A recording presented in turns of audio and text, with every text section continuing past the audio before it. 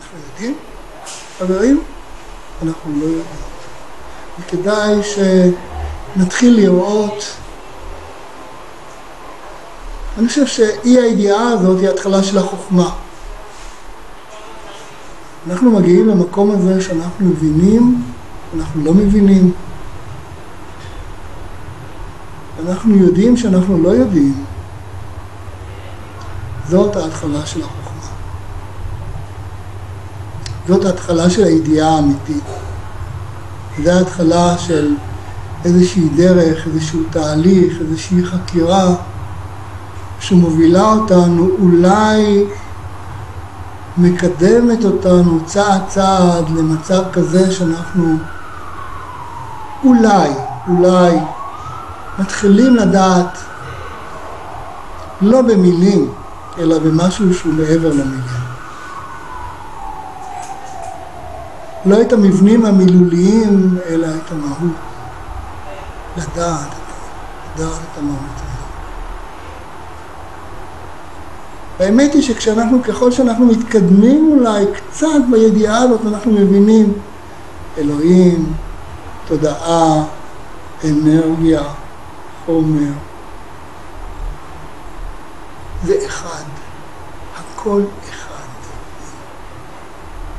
זה לא דברים נפרדים. כי בעצם זה ההשתלשלות. זה ההשתלשלות של הבריאה. אלוהים, תודעה, אנרגיה, חומר. זה ההשתלשלות של הבריאה. ככה זה מתחיל. זה מתחיל מהבראשית הזה, מהמהות הזאת, אוקיי? המהות האינסופית הזאת. ממנה משתלשלת התודעה, מהתודעה משתלשלת האנרגיה, ומהאנרגיה בסופו של דבר, כשהאנרגיה הזאת הופכת לתחוסה יותר, האנרגיה הזאת מתגבשת, כמו שחמצן ומימן הופכים להיות לקטור, לידי מים, ואחר כך ידי המים האלה הופכים להיות למים, ואחר כך המים האלה הופכים להיות לקרח. ככה המציאות מופיעה. בהתחלה זה הכל מין משהו בלתי נראה כזה, כמו חמצן ומימן שאנחנו לא רואים אותם. אנחנו נושמים אותם, אנחנו הוכחנו שהם קיימים, אבל אנחנו לא רואים. אותו דבר, ישנה מציאות בלתי נראית,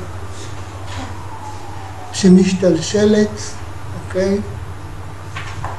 ומשתקפת בממדים יותר ויותר נמוכים, עד שבסוף היא מופיעה כחומר, או כעולם החומרי. ומאחר והחומר הוא גם חי, אז החומר הזה לובש כל צורות החיים המופלאות שאנחנו רואים. פלא, כל המציאות היא פלא אחד גדול. אנחנו פלא, העולם הוא פלא. חבל רק שאיבדנו את הפליאה. חבל שאנחנו רק ממשיכים לראות את הדברים עדיין בעיניים של השגרה, של הידוע.